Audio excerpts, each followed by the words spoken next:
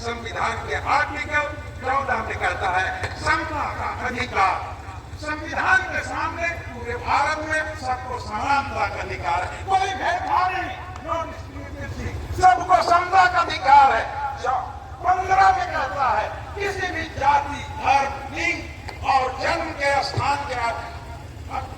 स्थान को लेकर किसी से भी भेदभाव नहीं किया जा सकता। और आर्टिकल 25 कहता है हमको freedom of conscience, free profession, practice and propagation of religion, अंतःकरण की स्वतंत्रता, आवाज गति से धर्म को मानने, प्रचार करने की स्वतंत्रता हमारे आर्टिकल 25 में। और 26 में है हर एक कौम को, हर एक धर्म को उनको बचाए रखने के लिए मैनेजमेंट की स्वतंत्रता है। और आर्टिकल 29 में कहता है उस धर्म को, उस समाज को protection in the interest of minority, अल्पसंख्यक को संरक्षण देने का अधिकार।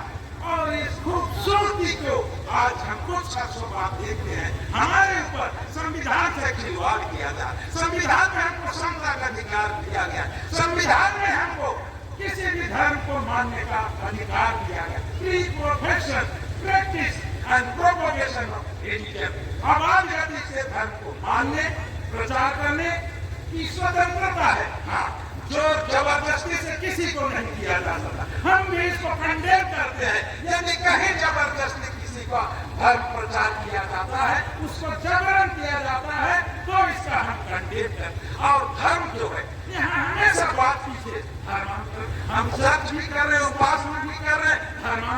धर्मांतरण क्या है?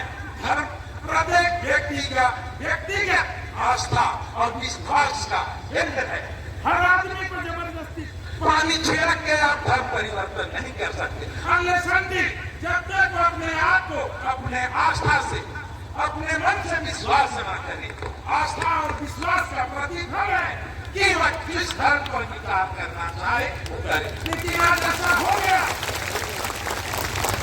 आज ऐसा नैरेटिव बनाया जा रहा है, एक नैरेटिव बनाया जा रहा है। कोई नहीं हुआ, आज जो बच्चे यहाँ पढ़ाई करते थे, मैं भी एक डॉक्टर हूँ, डॉक्टरी पढ़ने के लिए हमको भी मेडिकल कॉलेज में क्लिनिकल कोर्स अटेंड करना पड़ता था।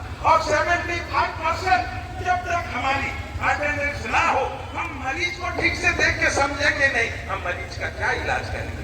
इसीलिए उस बच्ची के साथ कोई अन्याय नहीं किया गया, उसका परसेंट, उसका अटेंडेंस। धन्यवाद। उसकी उपस्थिति 75% थी, कम थी। और क्लिनिक में भी जो काम था उनका मिडवाइफरी, नफरत फैलाने वालों शर्म करो, नफरत फैलाने वालों शर्म करो, तो हमारा नहीं, तो हमारा नहीं, इंसाफ की लड़ाई हम लड़ते रहेंगे, इंसाफ की लड़ाई हम लड़ते रहेंगे। आदिवासी महासभा जिंदाबाद, जिंदाबाद, जिंदाबाद। इकाई आदिवासी महासभा जिंदाबाद, जिंदाबाद, जिंदाबाद। बाबा साहेब भीमराव अम्बेडकर अमर रहे, अमर रहे, अमर रहे। बाबा साहेब भीमराव अम्बेडकर अमर रहे, अमर रहे, अमर रहे। मिस्टर बिन्सी जोसेफ निर्दोष है, निर्दोष है, निर्दोष है। मिस्टर बिन्सी जोसेफ निर्दोष है, निर्दोष है, निर्दोष है। धर्मांतरण का झूठा आरोप लगाना बंद करो, का झूठा आरोप लगाना बंद करो, बंद करो, बंद करो। कानून का दुरुपयोग करना बंद करो, बंद करो, बंद करो। कानून का दुरुपयोग करना बंद करो, बंद करो, बंद करो। झूठा FIR करना बंद करो, बंद करो, बंद करो। झूठा FIR करना बंद करो, बंद करो, बंद करो। धर्मांतरण का झूठा आरोप लगाना बंद करो, बंद करो, बंद करो। धर्मांतरण का झूठा आरोप लगाना बंद करो, बंद करो, बंद करो। झूठ का साथ देना बंद करो, समाज में नफरत फैलाना बंद करो, बंद करो, बंद करो। समाज में नफरत फैलाना बंद करो, बंद करो, बंद करो। साजिश करना बंद करो, बंद करो, बंद करो। साजिश करना बंद करो, बंद करो, बंद करो। निर्दोषों को फंसाना बंद करो, बंद करो, बंद करो। निर्दोषों को फंसाना बंद करो, बंद करो, बंद करो। मौलिक अधिकार से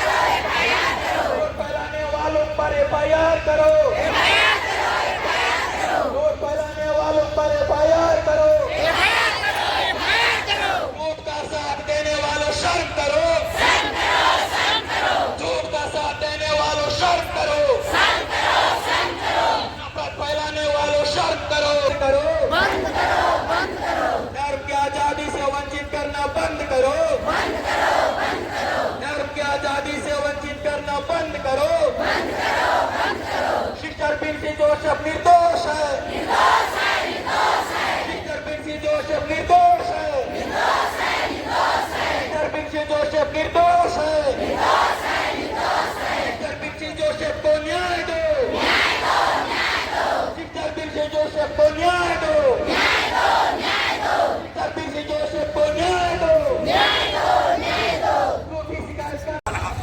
अशुद्ध होने के कारण उनको स्कूल में पीछे बैठने दिया जाता था, पीने के लिए पानी नहीं दिया जाता था। ऐसे में उन्होंने अपनी पढ़ाई शुरू की और जब पढ़ाई के लिए आगे बढ़े तो उनके गुरुदेव थे जो ब्राह्मण थे, उनका नाम था महादेव अम्बेडकर। तो उन्होंने उनसे प्रेरित होकर उनका नाम बाबा साहब भीमराव अम्बेडकर रखा, क्योंकि वो टवेरा गांव के रहने वाले थे। और बाबा साहब ने अपनी पढ़ाई पूरी करके ये विदेशों में गए और बाबा साहब वो हस्ती है जो दुनिया में सबसे ज्यादा ज्ञानी, दुनिया में सबसे ज्यादा ज्ञानी अगर कोई है तो बाबा साहब। बाबा साहब के पास 32 डिग्री 32 डिग्री ही 32 डिग्री 32 डिग्रियां और 9 भाषा के ज्ञाता थे।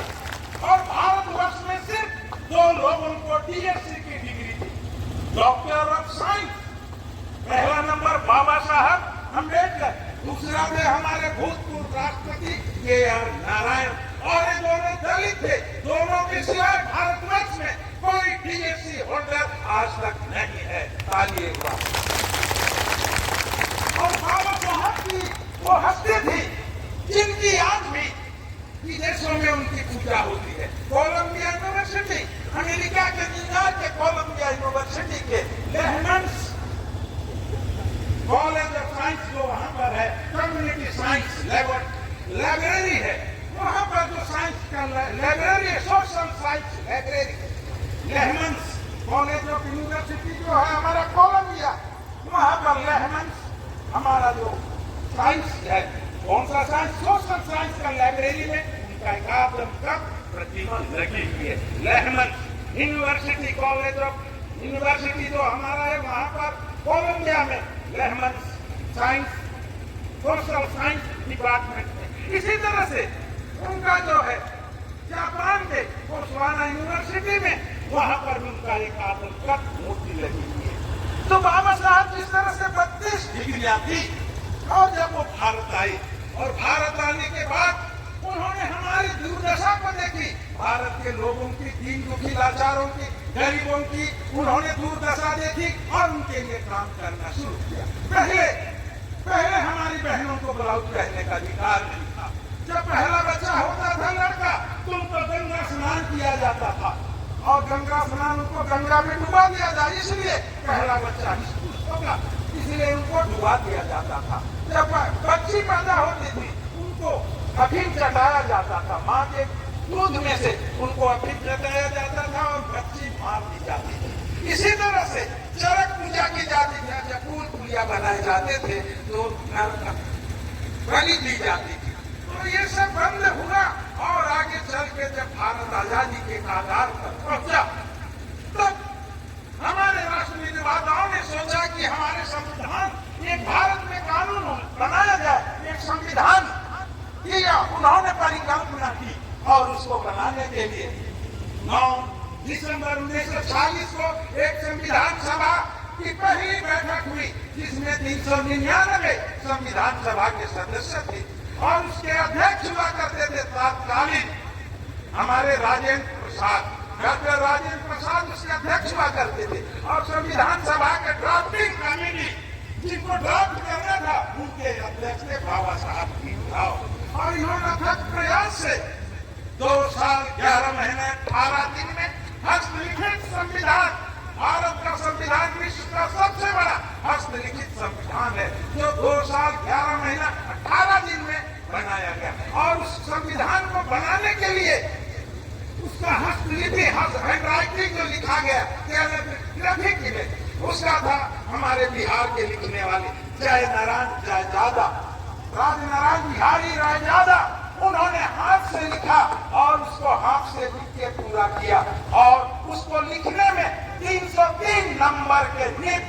उस समय ऐसा पेन नहीं था, होल्डाल हुआ करता था।